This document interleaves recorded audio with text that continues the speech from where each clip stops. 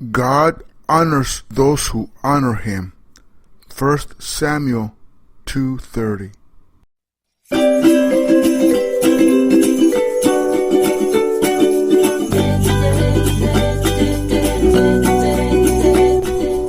You are listening to Second Chance Ministry Radio.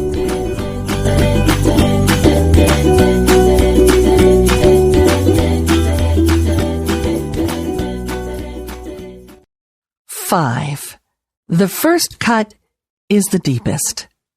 There is a lot to say in her favor, but the other is more interesting. Mark Twain. Lila! The receptionist's voice was just short of a bray. Your 6 o'clock manicure is here.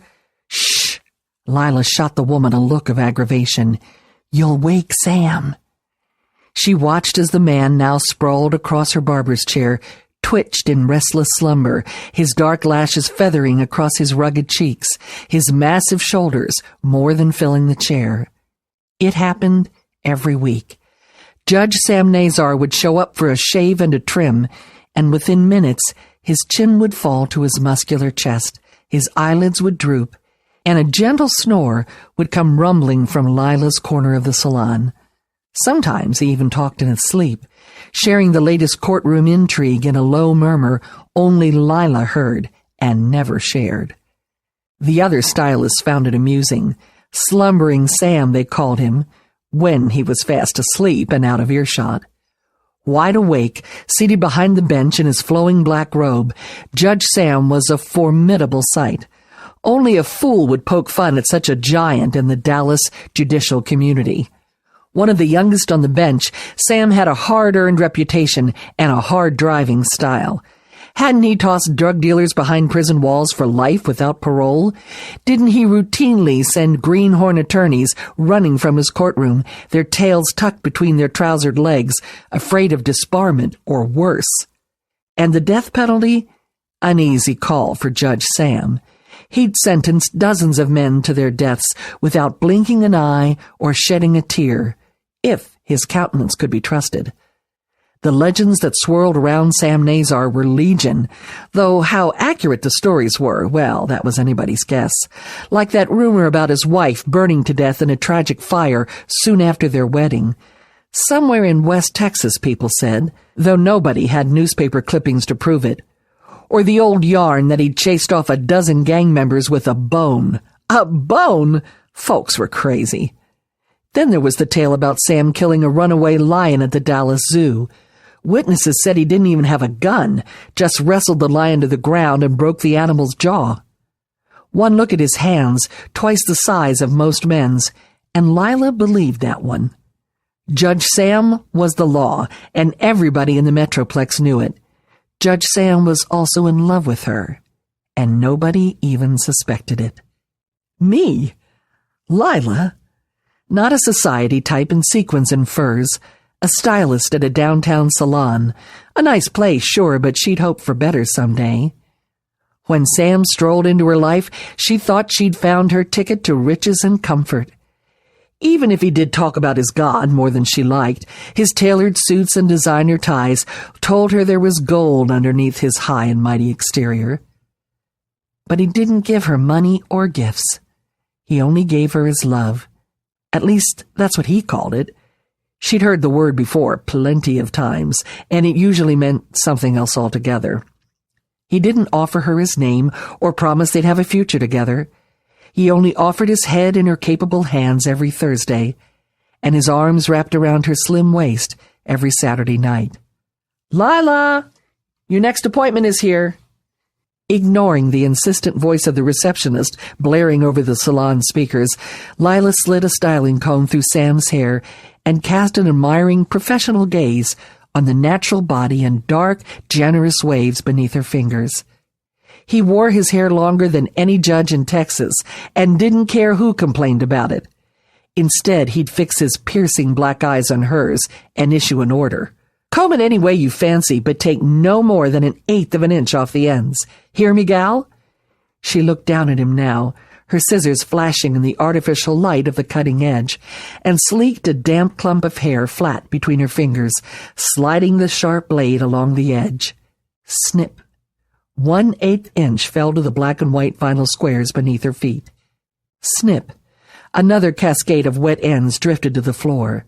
Lila worked in silence, blocking out the hubbub around her in order to concentrate on the man who'd come to mean much more than a greenback tip in the soda glass prop by her salon mirror. She'd never told a soul how she felt about Sam. Wasn't sure she knew herself. He was surly and unpredictable and, truth be told, dangerous. He also had a charisma about him that hinted at old money, serious social connections, and Texas roots that went all the way down to Molten Rock, best she could tell.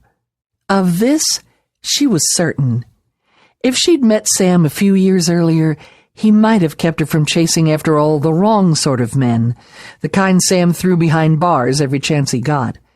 They'd all been physically strong, but morally weak, every one of those men, and their weaknesses had proven to be their undoing. Problem was, when they fell, they never failed to drag her down another notch with them. Sam rolled his broad shoulders, trying to get more comfortable in her chair, even in his sleep. The innocent action sent a cool shiver tripping up Lila's spine. Strength in a man always got her attention. It made her skin tingle and her breath catch, and her imagination run wild. Sam Nazar was all about power. Powerful muscles wrapped around a powerful mind, acquainted with powerful friends in high places. He scared her almost to the point of fainting when he dropped in her chair every Thursday afternoon. Maybe it was better that he snoozed while she snipped. It made her less nervous that way. Even if he did occasionally tuck love notes in her smock pocket or whisper endearments in her ear when she bent over him with conditioner in her palms, the man was definitely less threatening when his eyes were closed. Sliding the comb beneath the long hair in the back of his neck, she smoothed the hair upward and felt a rough line of scar tissue underneath the black strands. What's this? She'd never noticed it before. Intrigued, she ran a fingertip along the jagged length of it. Without warning, Sam jerked, making her jump and accidentally jab his thick neck with her scissors. In an instant, he was sitting up straight, fully awake and looking none too happy. She'd barely broken the skin, but still, a dot of blood blossomed into a tiny stream running down the back of his neck. What the? His eyes were angry storm clouds as he pressed an expensive handkerchief against the wound. Judge, I'm so sorry. She watched him stanch the small red blotch while she swallowed a lump that was climbing up her windpipe with alarming speed. He lowered his hand and glanced at the red spot. Then his eyes met hers and cooled as quickly as they'd heated. A wry smile stretched across his face. Just a tiny scratch, sweetheart, judging by the blood. Well, you're the judge. A wave of relief left her lightheaded, giddy. I'm truly sorry, Sam. She gently touched the edge of the scar tissue hidden under his hairline. When I found this, he yanked her wrist with a rough twist. Don't touch that. Oh, I didn't... You never... Her relief dissipated like hairspray. She shrugged, hoping to appear nonchalant. It just surprised me, that's all. Well... He tossed her hand aside as if to dismiss the subject. No problem, Lila. Just a sensitive spot, that's all. Finish cutting while my hair's still wet, will you? Her hands were shaking as she gathered up another section of hair. Sensitive, you say? That scar tissue looks like it's been there a while. Does it still hurt? His voice dropped to a murmur. Some wounds never heal. Oh. She guided her shears around his collar, pressing her lips shut until her curiosity got the better of her. It's a mean-looking line. Good thing your hair covers every bit of it. How did it happen? He turned to fix her with a steady gaze, giving nothing away with his eyes. 3 guesses, beautiful girl. Her cheeks warmed, exactly as a girl's might, even though she'd seen 36 hot Dallas summers come and go. Gee, Sam, another one of your guessing games? She sighed in mock exasperation. All right, first guess. Did you land on barbed wire on your daddy's ranch? He laughed. Try again. Have a close encounter with a bar stool in some Lone Star honky-tonk? You know better than that. Sam never touched the stuff. She paused, considering. Did you find yourself at the wrong end of a jealous husband's straight-edge razor? The flicker in his ebony eyes was so slight, she decided she must have imagined it. I give up, Sam. What really happened? His grin was a loaded weapon. A big dog bit me. All day Friday, Lila couldn't get the mystery of Sam's scar out of her mind. There wasn't a dog in the world with a bite that wide or that lethal. Sam was hiding something from her, the creep. Didn't he trust her? Who was she going to tell? It wasn't the scar that mattered, not really. The fact that he'd lied to her, that's what pushed her buttons. Late Saturday afternoon, she was finishing up her last client, whipping off the teal vinyl cape with a flourish, when she noticed 3 men filling the archway into her corner of the salon. Big men, well-dressed, with smiles that suggested they wanted something from her. The minute her customer was gone, the men made their move. She watched them, wary. Who were these guys? Vaguely familiar and more than a little scary. She swallowed hard and waited while they circled around her. The stocky man, jangling a set of keys in his hand, spoke first. Lila, isn't it? From Mesquite? She nodded, barely breathing. Was her foolish youth coming back to haunt her? What else did they know about her? The man's voice was a measured growl. It's come to our attention that Judge Sam Nazar sits in this chair every Thursday. Yeah, another one chimed in. Falls asleep like a baby, we hear. His laugh was ugly. Must have some kind of magic in those hands, miss. Lila bristled. How I serve my clients is my business. Not when he's the most influential judge in Texas. The tallest of the 3 stepped closer, automatically sending her body heat spiraling. Power. Her instincts never failed her on that count. His eyes regarded her with a sinister glint. We've also heard he talks in his sleep. How could they possibly know that? One of her co-workers must have spilled the beans. The jerks. She raised her chin defiantly. So, lots of people talk in their sleep. They closed ranks on her, blocking her view of anything except their wide-brimmed Stetson hats and predatory smiles. The tall one leaned over and whispered, We'll get right to the point, Lila. We have reason to believe that Sam Nazar killed a man, maybe more than one. The blood in her veins turned to ice. Sam? A murderer? It wasn't possible. She told them as much. You're wrong, miss. Dead wrong. Once the good voters of Dallas hear about this, Judge Nazar will be done in this town. Off the bench and off our backs for good. It's his one weak spot, that history of his. Did you happen to notice a scar above the back of his neck? Her eyes widened. The puzzle pieces were falling together. Of course. The scar was put there not by a dog's teeth, but by a knife, no doubt wielded by a man who got himself killed in the process. The men exchanged knowing glances. All we need is his sleep-talking confession on this little recorder. A small black box was shoved her direction. That's where you come in, Lila. You and your pretty face should be able to coax a confession out of the judge, right? Ask a few questions, lull him off to sleep. Bingo. The tall one slipped a bulging envelope out of his pocket and opened it briefly, waving the contents under her nose. As you can see, we'll make it worth your while. She didn't have to count it to know it was a huge sum of money. Thousands. Hundreds of thousands, maybe. Enough to build that better life she'd been dreaming about. Enough to start over. Have we made our point, Lila? He shoved the envelope back in his pocket and patted it with a rough-knuckled hand. You're seeing Loverboy on Saturday night as usual, yes? So they knew about that, too. She shrugged, then realized she'd given herself away. Clearly, they knew the score, knew she was interested in their money, too. Sam was a nice guy. No, not nice, strong, masculine. But there was no future there. Not for a girl like her. Sam was a murderer, plain and simple. Who was to say she wouldn't be his next victim? Sure, she'd miss his soul-stirring kisses, but there was enough cash in that envelope to keep her warm for decades of chilly Dallas winters.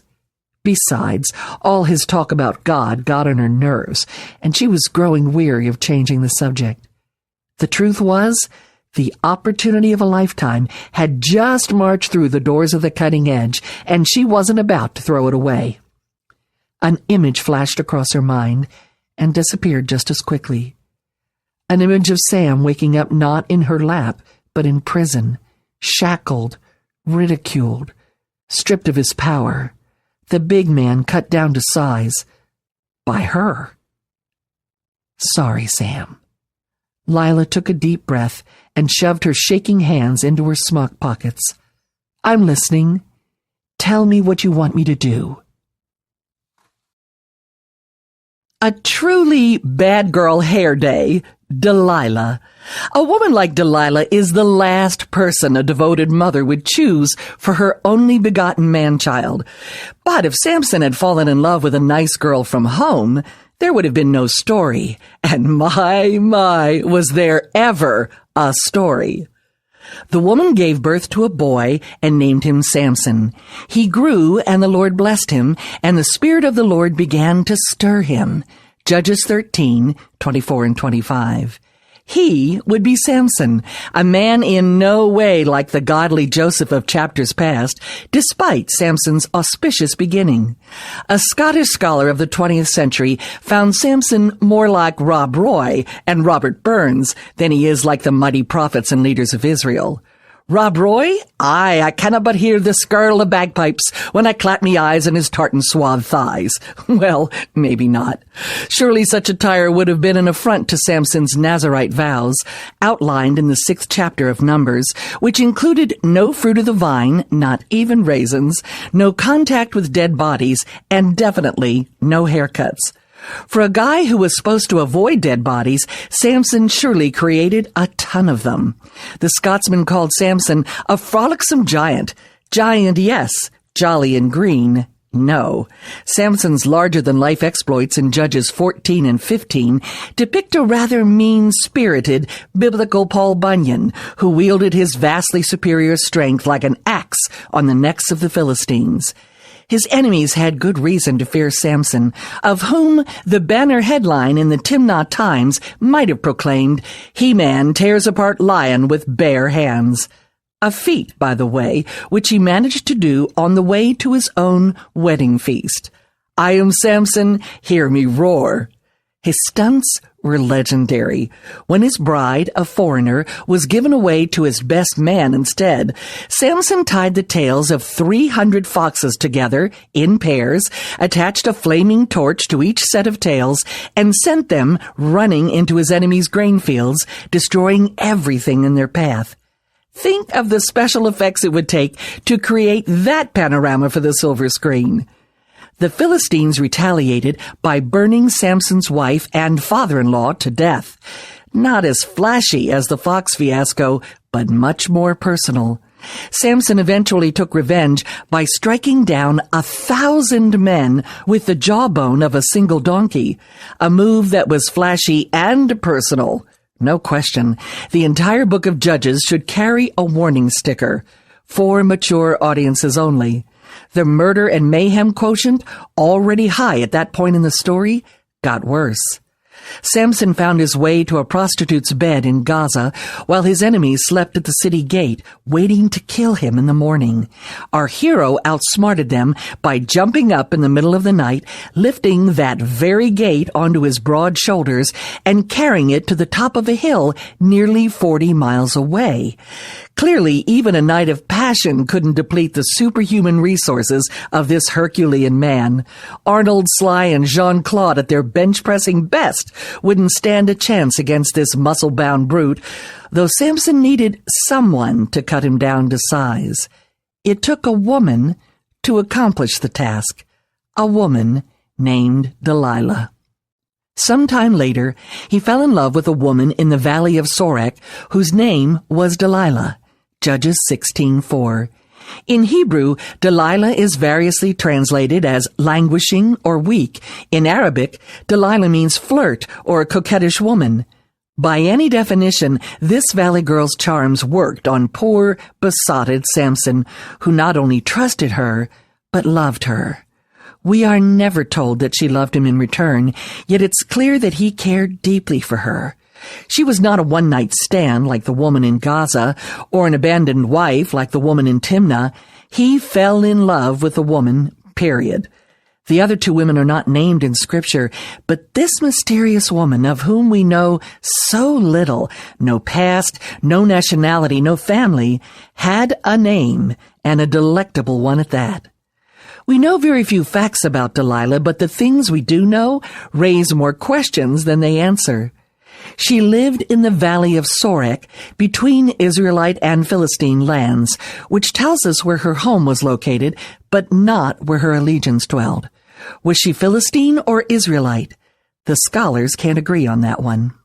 She had a house of her own, a rare distinction, unless she was independently wealthy, meaning the bribe that followed wouldn't have had nearly as much appeal. Or she could have been a widow, or a prostitute. Though, if that was the case, why wasn't she so named, since the harlot in Gaza sported that label? Besides, if Delilah regularly sold her services, when did she find time for this long, hairy affair with Samson? One commentator called her the undesirable woman. The what? That was one attribute of Delilah that goes without saying. Desirability. Obviously, that writer never laid eyes on the lady, who must have been quite a looker to capture Samson's eye and heart. That she was a fallen woman of loose morals, we have no doubt, since Samson spent time alone with her in her inner chamber, something good girls didn't do. Powerful Samson could have had any woman he wanted, and he wanted Delilah, even though we see no evidence that she had a charming personality, great wit, boundless compassion, or gentle affection. Only one explanation remains. She was an extraordinary beauty who knew how to display her body, hair, and face to snare a man's heart. Even strong men can harbor a hidden weakness. For Samson, that vulnerable spot wasn't his long hair. It was Delilah herself. Over the centuries, commentators have slung buckets of mud in Delilah's direction.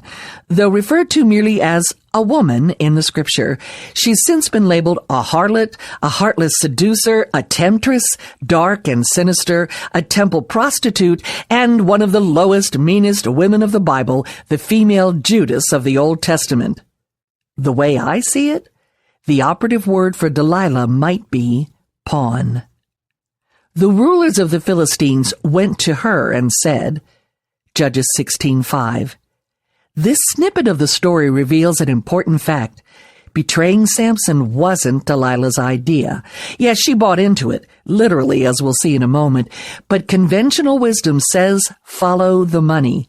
In this case, the money led directly back to the Philistine heads of state. They were the ones who planted the seeds of betrayal in her heart. If Delilah were on the witness stand, I'd have only one question for her. Delilah, darling, did you choose to be with Samson for your own pleasure and then hear from the Philistines, or did those bad boys set you up to tear Samson down from day one? Such a technicality would merely satisfy my own curiosity, since, as far as the outcome of the story is concerned, it really doesn't matter. Either way, sooner or later, Delilah was summarily used by powerful politicos with payback on their minds. She might get our sympathy vote, though, if we knew she was coerced into it. See if you can lure him into showing you the secret of his great strength, and how we can overpower him so we may tie him up and subdue him. Judges 16:5. The reputation of Delilah as one who could lure a man must have been known far and wide. The Philistine leaders appealed to her vanity and her confidence in handling the opposite sex. They realized Samson's strength was superhuman, that its source was a secret, not just a healthy diet, daily workouts, and a dose of steroids. The man's weakness was already obvious. Women. It was his mysterious strength his enemies wanted to subdue. Most translations say, afflict him. It literally means tie, bind, imprison, bring low. Yet during his tryst with the prostitute in Gaza, the Philistines waited at the city gate to kill him. Subdue him? Oh, sure. That's what they told Delilah. In truth, they wanted to bring Samson to his knees, humble him publicly, and then kill him. As with another legendary leader centuries later, William Wallace of Braveheart fame, the powers that be would not be appeased with a dead hero. They wanted a humiliated hero, and they needed Delilah to help them do their dirty work. Notice they went to her directly, not to her father, her brother, her husband, or her son, as would have been customary. Straight to Delilah. Our 21st century ears don't perk up at that, but they should. Women of the time weren't famous for their financial acumen. Something shady was going on, and the fewer people involved, it seemed, the better. Think Watergate, Contragate, Monica-gate. Notice that they didn't appeal to her intellect or her sense of patriotism. No, this is for the good of the country speeches. They didn't entreat her with promises of physical pleasure.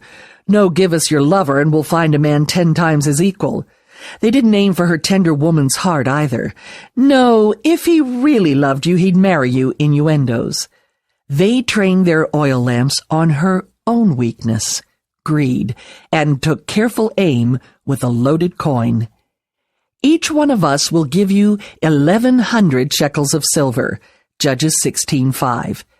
Honey, this is some major money. 34 pounds of silver multiplied by several men. A fortune, considering a Levite might work an entire year for a paltry 10 shekels. A woman could live like a queen for the rest of her natural life on such an astounding sum. Before we condemn Delilah for the actions that followed, we might ask ourselves which we would choose. 1. The company of a violent man with a rocky reputation and shocking track record with women, who was neither a husband nor a father, and who might disappear without a word of regret. Or 2. The comfort of cold, hard silver that would keep a woman well-fed and finely dressed for a lifetime. Not a hard decision, then or now, unless the woman truly loved him. Grab your daisies, sisters, and let's pull off the petals one by one. She loved him not. She loved him not. Not, it seems. Delilah made her choice without hesitation. So Delilah said to Samson, "Tell me the secret of your great strength, and how you can be tied up and subdued." Judges 16:6. Give the woman credit for one thing. She didn't water down her request, didn't appeal to his male ego by asking simply, "What makes you so strong, big boy?" Delilah laid the grisly goal right out there, so you can be subdued.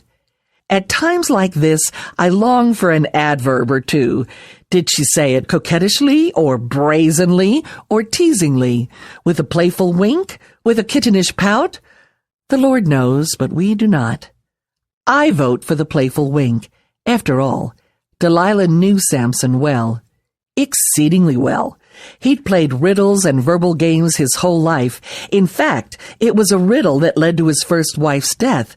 So this bold question from Delilah might have struck him as mere pillow talk from his lady love, nothing more. As one commentator phrased it, nowhere is woman's craft seen in its naked cruelty more clearly. Thinking it a simple game, Samson played along. Samson answered her, "If anyone ties me with 7 fresh thongs that have not been dried, I'll become as weak as any other man." Judges 16:7. It didn't work, of course. The Philistines brought her fresh thongs, not skimpy bathing suits, but narrow leather strips, which she used to tie Samson down, to no avail. But he snapped the thongs as easily as a piece of string snaps when it comes close to a flame. Judges 16:9. Delilah was getting a little hot under the necklace herself, especially since the Philistines were hiding in the room when it happened, waiting to subdue him. Whether a minute later or a day or a week, she brought up the subject again. Then Delilah said to Samson, "You have made a fool of me. You lied to me. Come now, tell me how you can be tied." Judges 16:10. It's strange that Delilah is always the one accused of deception, since she was the straightforward one in this scene, and Samson the one whose answers were false. The difference? Their opposing motives. He told fibs for sport. She spoke truth for silver. They went through this exercise twice more. He insisted that new ropes would hold him, then proceeded to break the ropes as if they were mere threads. He declared that if she wove his 7 braids into the fabric on a loom, he'd be helpless. When he awakened from his sleep, he pulled up the entire loom, braids, fabric, and all. 3 lies, 3 surprises. The third time wasn't the charm. But Delilah, like Mrs. Potiphar, her sister in seduction, was nothing if not persistent. Notice how carefully she did not profess a love for him, but used his love for her like a cruel cattle prod. Then she said to him, "How can you say I love you when you won't confide in me?" Judges 16:15. If you really love me. Stevie Wonder may have had a top 10 hit with that title in 1971, but women have been singing that refrain for thousands of years. How can you say I love you when... Delilah's true nature, if not already obvious, was revealed here. No adverbs are needed to discern the tone in her voice in these lines. It's clear the woman was whining. Try it. Say Delilah's words aloud. See? The only delivery that works is a pronounced nasal whine served with cheese and a nice crusty Philistine bread. The same fare was on the menu for breakfast, lunch, and dinner. With such nagging, she prodded him day after day until he was tired to death. Judges 16:16. Proof once again that the Lord has a sense of humor. Other translations render it annoyed to death and vexed, but I like this version written for children best. He became so tired of it, he felt like he was going to die. Nag, nag, prod, prod, whine, whine. It was enough to wear the man down to the nub, exactly as his first wife managed to do 2 chapters earlier. Then Samson's wife threw herself on him, sobbing, "You hate me! You don't really love me!" So on the 7th day, he finally told her because she continued to press him. Judges 14:16 and 17. It was déjà vu all over again. Samson clearly had a hankering for wine, women, and song. Hundreds of years later, one of the writers of Proverbs might have had Samson in mind when he penned, "A quarrelsome wife is like a constant dripping on a rainy day. Restraining her is like restraining the wind or grasping oil with the hand." Proverbs 27:15 and 16. Sam the Sham was ready to throw in the towel. No more parlor games, no more clever riddles. His physical strength was still intact, but his emotional strength had shriveled up and blown away thanks to Delilah's endless nagging. So he told her everything. Judges 16:17. Oh, to be a fly on the tent flap for that pivotal moment in history. Delilah, scented and sultry, waited eagerly to hear the truth at last. Samson, his long black braids flying, his dark eyes snapping, his sandaled feet thundering along the hard-packed earth, ground out his answer. "All right, woman," we can imagine him shouting. "You want to know the secret of my strength? Fine. I'll tell you. Anything to get you off my back." When the truth was spoken, his doom was sealed. "No razor has ever been used on my head," he said, "because I have been a Nazirite set apart to God since birth. If my head were shaved, my strength would leave me, and I would become as weak as any other man." Judges 16:17. The man was so trusting. Make that dense. Didn't he see where this was leading? Was he so blinded by love or lust that he didn't care? Why didn't someone read him his Miranda rights, since his testimony could and definitely would be used against him? One almost feels sorry for Samson. Almost. When Delilah saw that he had told her everything, Judges 16:18. Wait, how did she know it was everything? A woman's intuition, perhaps? The agonized expression on Samson's face? Or maybe because it made sense. Hair that had never been cut would be exceedingly long and most unusual at any time in history. Think Rapunzel, Lady Godiva. Samson's floor-length tresses would have been the cause of much conjecture. Of course. Cut his hair, and his power is history. Delilah didn't feel sorry for him. She felt rich. She sent word to the rulers of the Philistines, "Come back once more. He has told me everything." So the rulers of the Philistines returned with the silver in their hands. Judges 16:18. The comparison to Judas is hard to avoid.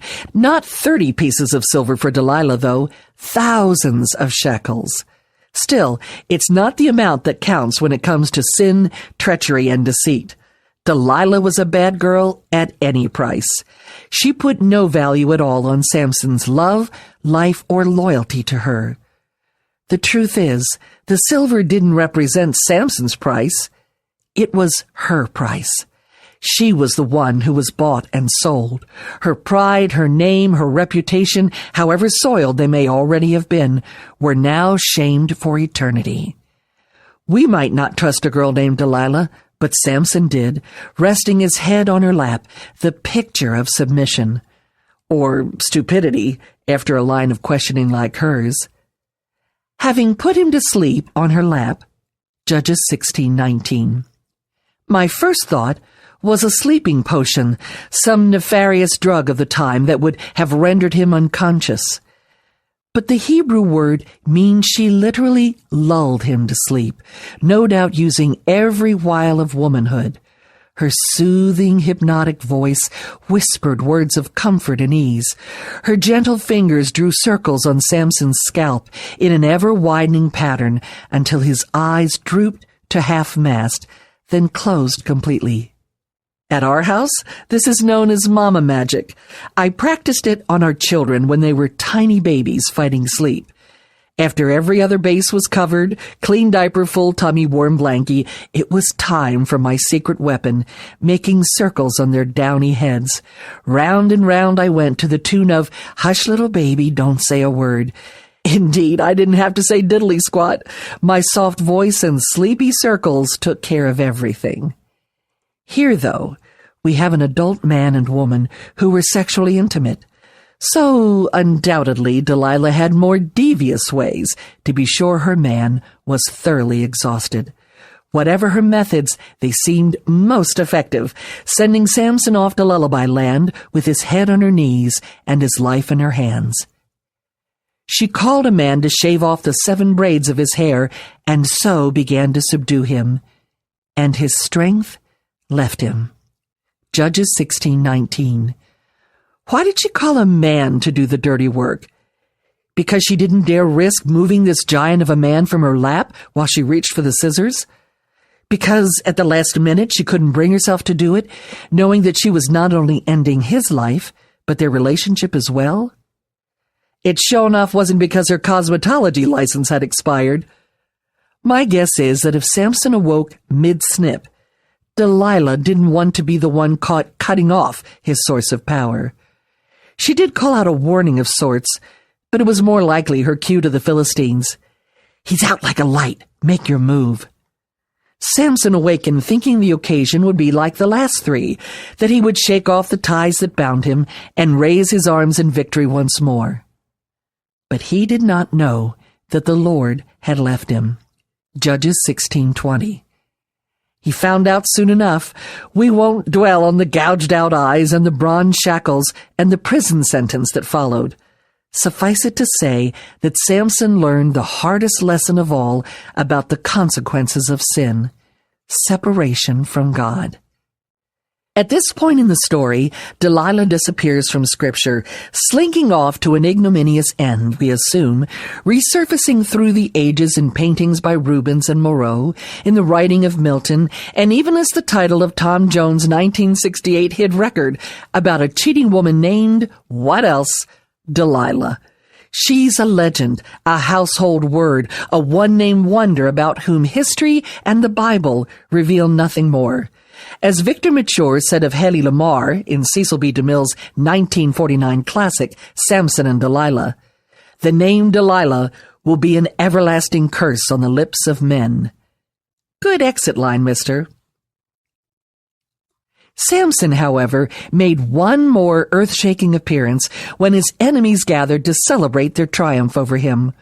Why, oh why, didn't they give him a haircut for the occasion, just to be on the safe side? But the hair on his head began to grow again. Judges 16:22. His dependence on God was growing right along with his dark locks. All he needed was the right time and place to put his growing strength to the test. The temple was bulging with Philistines that day. From their viewpoint on the roof, 3,000 watched as Samson was dragged out to perform for the assembly. Did he entertain them with marvelous demonstrations of muscle, or with clever riddles for which he was renowned far and wide? Perhaps seeing him led there by the hand, blind and weakened, was sufficient sport for their jaded palates. The most intriguing question of all, was Delilah in the audience? One wonders how she could resist the spectacle. Surely her presence would be expected. We can imagine the necks craning around the temple courtyard and hear the whisper of gossips who'd found a tasty morsel to chew on. Is that her? Is it Delilah in the flesh? Look at that tunic, will you? Must have cost a fortune. If you ask me, silver is not her color. Would Delilah be hailed a heroine for bringing down the mighty Samson? Or would the Philistines despise her for not standing by her man, but handing him over to the authorities for a heartless reward of silver? If she was on hand for the festivities, Delilah left her riches behind for her survivors, because few, if any, walked away that fateful day.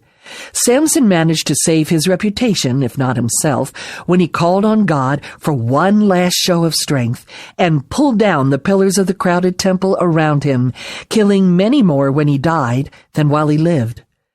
The prophet Zechariah's words, penned nearly a millennium later, would have served as a fitting epitaph for Samson's grave. Not by might, nor by power, but by my spirit, says the Lord Almighty. Zechariah 4:6. Samson, despite causing his parents unending grief by choosing a Philistine wife, then a Gaza prostitute, then a vapid valley girl, still made the Hebrews' honor roll. And what more shall I say? I do not have time to tell about Gideon, Barak, Samson, Jephthah, David, Samuel, and the prophets, who through faith conquered kingdoms, administered justice, and gained what was promised, who shut the mouths of lions, whose weakness was turned to strength. Hebrews 11:32-34. Samson in the company of David and Samuel? Impressive big guy. Even with all his failings, he still had a heart for God, while our bad girl Delilah had a heart only for herself and for money. The Lord used her treachery for good nonetheless, bringing Samson to his knees in humility and the Philistines to their death. A century ago, a commentator concluded, Delilah rises suddenly from darkness and goes down in a horizon of awful gloom. Maybe Delilah left town long before that disastrous day. Or maybe the last thing she saw, before her eyes closed for eternity, was the strong hero she'd once brought to her knees, lifting his eyes up to the heavens, calling on a God she would never know. Of all Delilah's shortcomings, this was by far the greatest. Not that she was rich in silver, but that she was poor in spirit. What lessons can we learn from Delilah? The love of a man is to be treasured. Oh, when I think of the hearts I trampled rather than treasured in my foolish youth. Yes, my heart got mashed plenty of times as well, but it was my own heartless tendencies that needed curbing. When men declare their love for us, we should handle them with utmost care, even if the feelings aren't mutual. For the sake of future marital happiness, or to leave their hearts intact for another woman down the pike, let's be gentle and trustworthy with their brave declarations. The heart of her husband trusts in her. Proverbs 31:11. Silver and gold aren't very good company. What Delilah gained in goods, she surely lost in relationships. The same thing can happen to us when we pursue a materialistic lifestyle and leave behind dear friends in our frenzy of accumulation. Money separates people more often than it joins them. Remember when we were brownies and we sang about friendships? One is silver and the other gold. Let's pull our citipons up to the campfire and choose warm golden memories over the company of cold silver. To be esteemed is better than silver or gold. Proverbs 22:1. Weaknesses need to be strengthened, not exposed. On purpose or by mistake, the people we're closest to eventually reveal their vulnerable spots and weaknesses.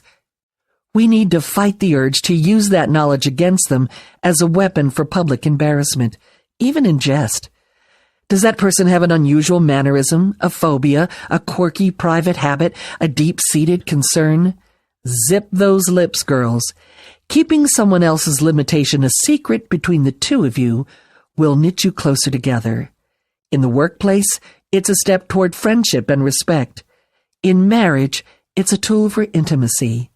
In all things, it's a way to honor the Lord. That is why, for Christ's sake, I delight in weaknesses, for when I am weak, then I am strong. 2 Corinthians 12:10. For a happy home, keep your scissors out of reach. We might not chop off all 7 braids at once, thereby reducing our man's power to nil. But how many among us have snipped at our man's sense of worth and value by undermining him with not-so-gentle jabs at his masculinity? If only you could provide more for our family. Well, my father could fix anything.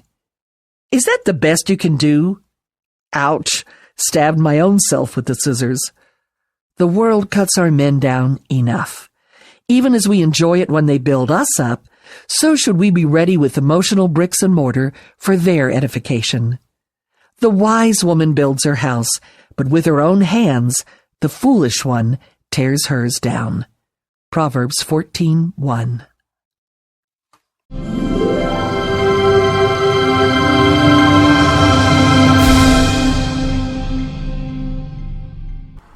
You are listening to Second Chance Ministry Radio.